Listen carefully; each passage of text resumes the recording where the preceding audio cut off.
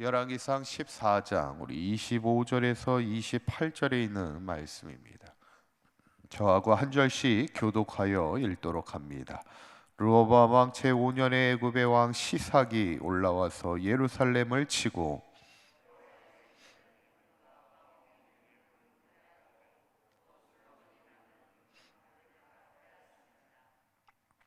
르- 르호보암이 왕이 그 대신 노고로 방패를 만들어 왕궁문을 지키는 시위대장의 손에 맡기매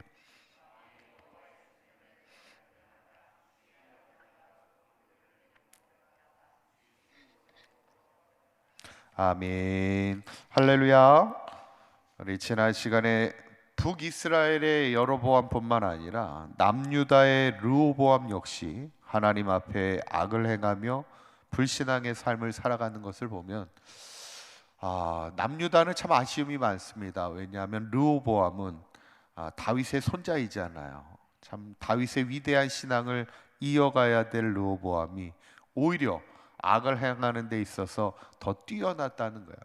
좋은 일에 뛰어나야 되는데 악한 일에 뛰어났다는 것, 그것도 다윗의 신앙을 이어가야 될 그의 지파의 손자들이 참 아쉬움이 많았던, 그런데 그가 그런 불신앙으로 살아가게 된 큰 이유 중에 하나가 그의 어머니가 이방신을 섬기는 이방 여인이었다. 그 어머니의 신앙의 그 불신앙의 영향이 컸음을 우리에게 보여주는 말씀이었습니다.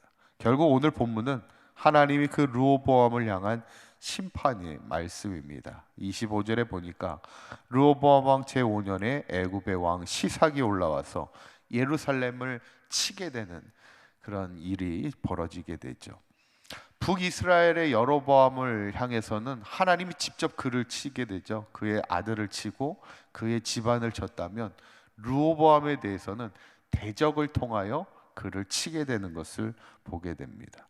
근데 오늘 성경에 보면 26절에 보면 이렇게 나오죠. 한번 26절에 있는 말씀 한번 다시 한번 읽어볼까요? 시작. 여호와의 성전의 보물과 왕궁의 보물을 모두 빼앗고 다 솔로몬이 만든 금 방패를 다 빼앗은지라. 대적들에 의해서요, 이제 다 빼앗기, 좋은 것을 다 빼앗기는데, 오늘 본문 한번 다시 한번 띄워주시면 여기 보면 세 가지가 특징적으로 나옵니다.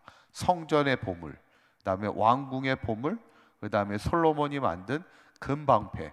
요 세 가지를 지목했는데 요 세 가지가 뭘 의미하길래 이렇게 딱 지목했을까?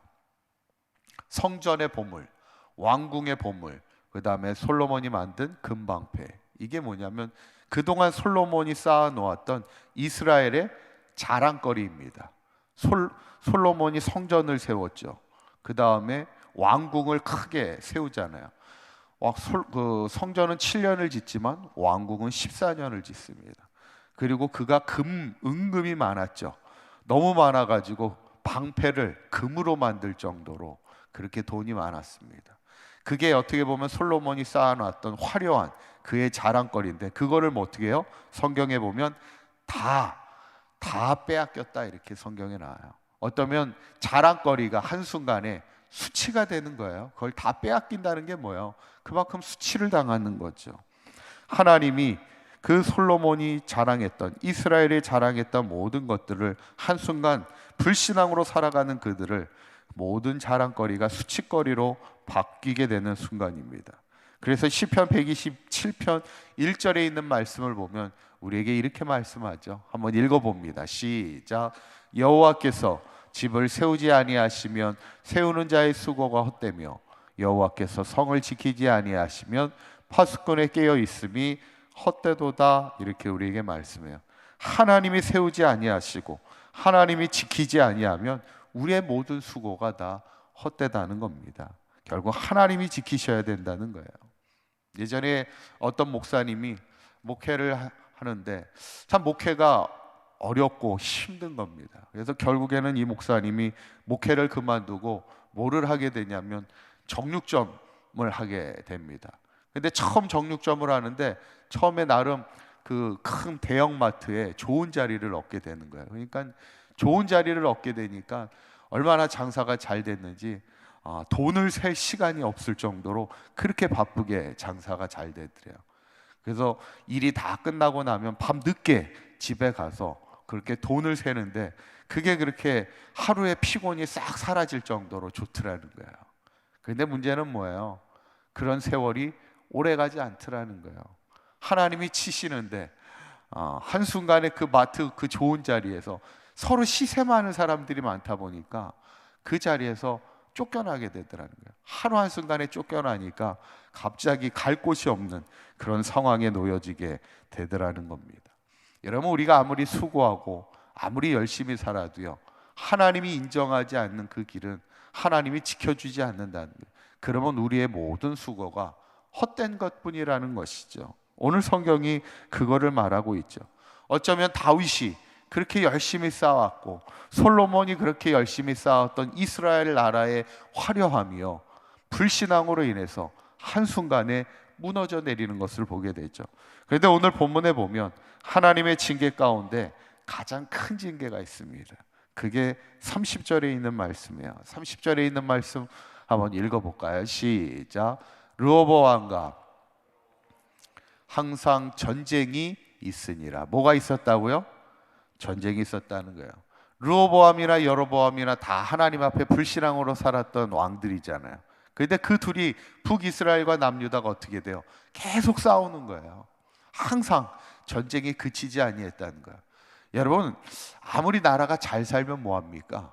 전쟁이 있으면요, 그 나라는 평안이 있을 수 없어요. 백성은 늘 불안할 수밖에 없습니다. 전쟁은 절대로 일어나서는 안 되는 거죠. 그런데 전쟁이 한순간 일어난 게 아니라 항상 일어났다는 거예요.